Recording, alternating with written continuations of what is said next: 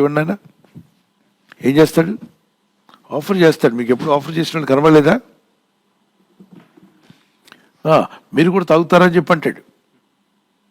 ఇలా తీస్తూ ఫస్ట్ తీసినప్పుడు తను తీసుకోకుండా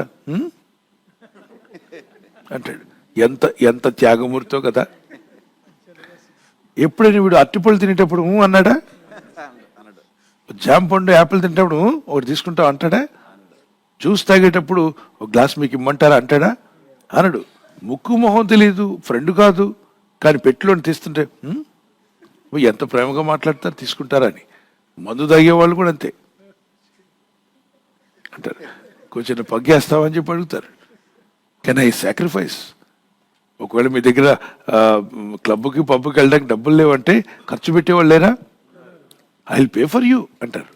వీళ్ళు ఎవరైనా నేను పళ్ళు కొనుక్కెళ్ళి నా బిడ్డలకు పెట్టుకుంటాను, నాకు ఆ మందు అక్కర్లేదు, ఆ 100 రూపాయలు ఇస్తే పళ్ళు కొనుక్కొని వెళ్తానంటే ఇస్తాడా? బాగుపడతానంటే సచిన ఇవ్వడు. నువ్వు బాగుపడతావు. పళ్ళు కొనుక్కొని నీ రక్తం పుష్టిగా మంచిగా, నీ రక్తము, నీ ఆరోగ్యము, నీ పిల్లలందరూ బాగుంటారా? అయితే ఇవ్వను.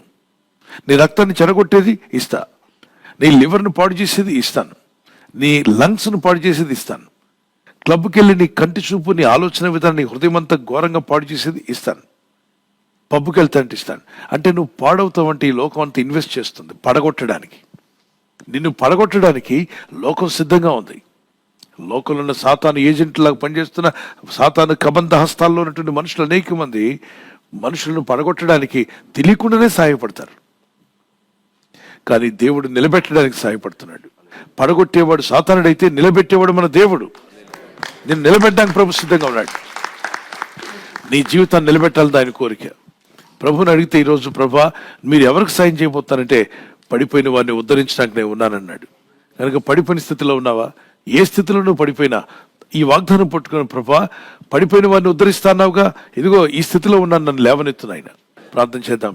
నా సహోదర సహోదరి, నువ్వు ఏ స్థితిలో పడిపోయావు? ఆరోగ్య విషయంలో పడిపోయి ఉన్నా, ఆర్థికంగా పడిపోయి ఉన్నా, మానసికంగా నువ్వు పడిపోయి ఉన్నా, నీ పిల్లలు పడిపోయిన స్థితిలో ఉన్నా, నీ నివాసమే పడిపోయిన స్థితిలో ఉంటే దేవుని సన్నిధిలో ప్రార్థన చేయి. నీవు ఆదుకోబడతావు. నీ దేవుడు తన హస్తము చాపి నేను లేవనెత్తబోతున్నాడు. నేను నమ్ముచున్నాను. నమ్మితే దేవునికి స్తోత్రం చెప్పగలవా?